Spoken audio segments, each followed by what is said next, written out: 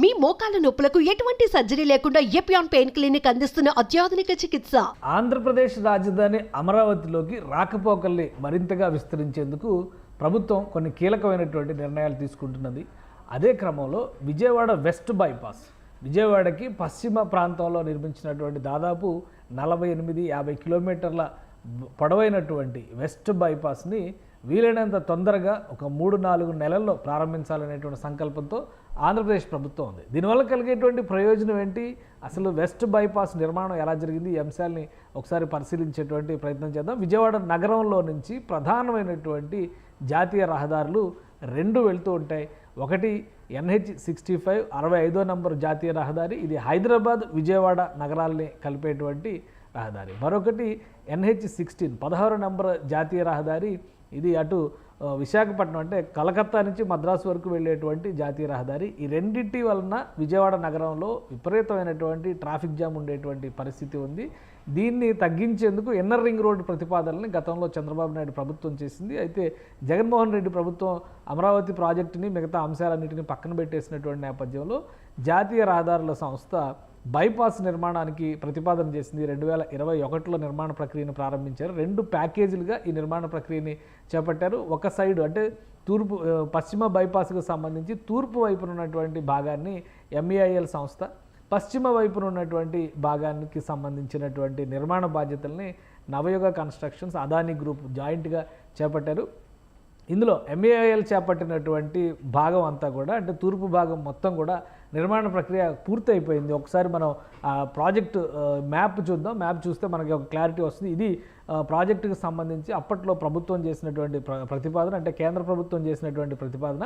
ఈ ప్రతిపాదన ప్రకారం ఈ బ్లాక్ మార్క్లో ఉన్నటువంటి ప్రదేశం మొత్తం కూడా వెస్ట్ బైపాస్కు సంబంధించినటువంటి మార్కింగ్, ఇటు రెడ్ మార్కింగ్ కనిపిస్తుందంతా కూడా ఈస్ట్ బైపాస్కు సంబంధించినటువంటి ప్రతిపాదన. ఇది ఇటీవల కేంద్ర ప్రభుత్వం అప్రూవ్ చేసింది కాబట్టి అది చేపట్టేటువంటి అవకాశం ఉన్నటువంటి ప్రాజెక్ట్ అతి త్వరలో. ఇక మధ్యలో ఈ బ్లూ కలర్లో కనిపిస్తున్నటువంటి మార్గం మొత్తం కూడా జాతీయ రహదారికి సంబంధించి చూస్తే మనం ప్రధానంగా ఈ బ్లూ లైన్ మొత్తం కూడా ఇక్కడ ఉన్నటువంటి కలకత్తా చెన్నై జాతీయ రహదారిగా చూడాలి. ఇక్కడ కనిపిస్తున్నటువంటి ఎల్లో లైన్ ఇది మొత్తం కూడా హైదరాబాద్ జాతీయ రహదారి. సో ఈ క్రమంలో ఇక్కడ హైదరాబాద్ జాతీయ రహదారి నుంచి ఇది ప్రాజెక్టు B, ఇది ప్రాజెక్టు A, ఈ రెండింటినీ కూడా వేరు చేస్తూ కేంద్ర ప్రభుత్వం ఇచ్చినటువంటి ప్రాజెక్టులు ఇవి. సో ఒక సైడ్ నిర్మాణం పూర్తిగా కంప్లీట్ అయిపోయింది, ప్రారంభోత్సవానికి సిద్ధమైనటువంటి పరిస్థితి. అంటే హైదరాబాద్ నుంచి వచ్చేటువంటి వాహనాలు ఒకవేళ రాజమండ్రి, విశాఖపట్నం వంటి ప్రదేశాలకు వెళ్ళాలనుకుంటే కనుక విజయవాడ నగరంలోకి వెళ్లకుండా ఈ బైపాస్ రోడ్డు మీదుగా దాదాపు గన్నవరం విమానాశ్రయం అవతల అంటే NH16కి కనెక్ట్ అవుతారు. అలా నేరుగా పైకి ప్రయాణం చేయడానికి అవకాశం ఉంటుంది. ఆ ట్రాఫిక్ ప్రభావం ఏది కూడా విజయవాడ నగరం మీద పడేటువంటి ఛాన్సెస్ ఉండవు. అలానే ఈ ప్రాజెక్టు B కంప్లీషన్ స్టేజ్లో ఉంది. దీనికి కూడా 5 నెలల టార్గెట్ పెట్టారు. ఒక 4 నుంచి 5 నెలల్లో ఈ ప్రాజెక్ట్ కంప్లీట్ చేస్తే ఇందులో ఉన్నటువంటి ప్రధానమైనటువంటి కీలకమైన ఆటంకం కృష్ణానది మీద 3.1 కిలోమీటర్ పొడవైనటువంటి వంతెన. ఈ నిర్మాణం తుది దశలో ఉంది. ఇది పూర్తిగా సీడ్ యాక్సిస్ రోడ్డు నిర్మాణం పైనుంచి దిగువకి వెళ్ళడం ద్వారా ఇప్పుడు ఉన్నటువంటి seed capital area, Amaravati seed capital ఏరియాలో ఉన్నటువంటి సీడ్ యాక్సిస్ రోడ్డు మీదుగా ఈ నిర్మాణం వెళ్తుంది. అలానే అదే క్రమంలో ఇక్కడ NH ప్రారంభోత్సవం అంటే NH16 ప్రారంభం అయ్యేటువంటి ఎక్కడ మంగళగిరికి ముందర చిన్న కాకాని సమీపంలో ఇది కనెక్ట్ అవుతుంది జాతీయ రహదారికి, అంటే NH16కి కనెక్ట్ అవుతుంది. అక్కడి నుంచి అంటే గుంటూరు నుంచి వచ్చేటువంటి వాహనదారులు ఎవరైనా కానీ విజయవాడ నగరంలోకి వెళ్లకుండా రాజమండ్రి, విశాఖపట్నం వెళ్ళాలనుకుంటే కనుక పశ్చిమ బైపాస్ మీదుగా వెళ్ళేటువంటి అవకాశం ఉంటుంది. ఈ పశ్చిమ బైపాస్కు సంబంధించి కూడా దాదాపు 48 కిలోమీటర్ల మార్గాన్ని డిజైన్ చేశారు. అంటే 2 రకాలుగా అటు గుంటూరు వైపు నుంచి వచ్చేటువంటి వాహనాలు విజయవాడ నగరంలోకి రాకుండా రాజమండ్రి అటువైపు వెళ్ళాలంటే విశాఖపట్నం వైపు వెళ్ళాలనుకుంటే కనుక నేరుగా వెళ్ళిపోయేటువంటి అవకాశం ఉంటుంది. అలానే ఒకసారి ఈ మ్యాప్ చూస్తే కనుక మనకి క్లారిటీ వస్తుంది. ఇది చెన్నై నుంచి వచ్చేటువంటి వాహనాలు, ఇటు వైజాగ్ నుంచి వచ్చేటువంటి వాహనాలు, అలానే ఇటు హైదరాబాద్ నుంచి వచ్చేటువంటి వాహనాలు. ఇటు పక్కన చూస్తే కనుక మచిలీపట్నం ఈస్ట్ బైపాస్ ప్రపోజల్ ఉంది కాబట్టి అది ఈస్ట్ బైపాస్కు సంబంధించినటువంటి అంశంగా మనం చూడాల్సి ఉంటుంది. సో ఈ ప్రతిపాదన ప్రకారం చూస్తే చెన్నై నుంచి వైజాగ్ వైపు వెళ్ళేటువంటి ఏ వాహనం కూడా విజయవాడ నగరంలోకి ఎంటర్ కావాల్సినటువంటి అవసరం ఉండదు.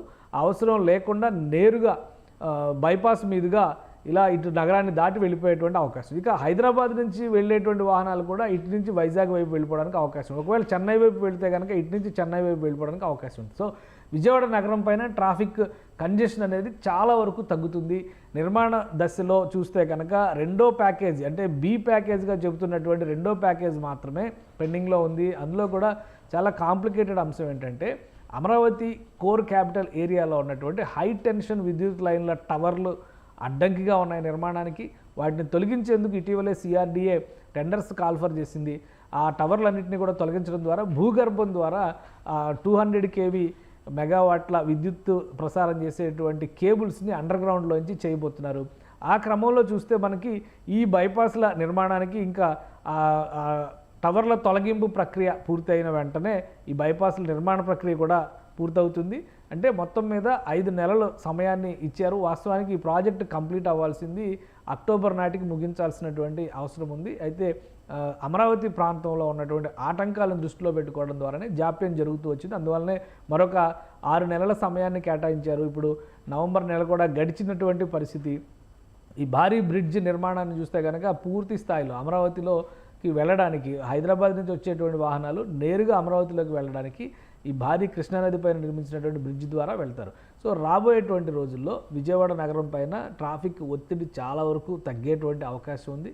కేంద్ర ప్రభుత్వం ప్రతిపాదించినట్లుగా తాజాగా ఈ బ్రిడ్జితో పాటుగా తూర్పు బైపాస్ నిర్మాణాన్ని కూడా కేంద్ర ప్రభుత్వం ప్రతిపాదించింది. ఒకవేళ ఈ ఈస్ట్ బైపాస్ కూడా వస్తే వైజాగ్ నుంచి చెన్నైకి వెళ్ళేటువంటి వాహనాల రాకపోకలు, అలానే చెన్నై నుంచి వైజాగ్ వెళ్ళేటువంటి రాకపోకలకు సంబంధించినటువంటి వాహనాలు ఏవి కూడా విజయవాడ నగరం మీదుగా వెళ్లాల్సినటువంటి అవసరం ఉండదు.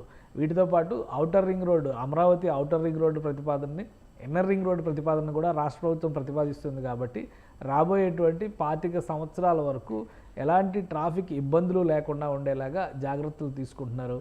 సో ముందుగా ప్రారంభం కాబోయేది విజయవాడ వెస్ట్ బైపాస్. దీనికోసం వాహనదారులందరూ కూడా ఇప్పుడు ఎదురు చూస్తున్నటువంటి పరిస్థితి ఉంది. ఎందుకంటే విజయవాడ నగరంలోంచి రేపు అమరావతి నిర్మాణ ప్రక్రియ డిసెంబర్ 15వ తేదీ నుంచి ప్రారంభిస్తున్నటువంటి నేపథ్యంలో అమరావతికి రాకపోకలు కూడా పెద్ద ఎత్తున జరిగేటువంటి అవకాశం ఉంటుంది. ఈ ట్రాఫిక్ రద్దీని తట్టుకోవాలంటే వీలైనంత వేగంగా వెస్ట్ బైపాస్ని ప్రారంభించడం ఒక్కటే మార్గం అని సిఆర్డీఏ బలంగా నమ్ముతుంది.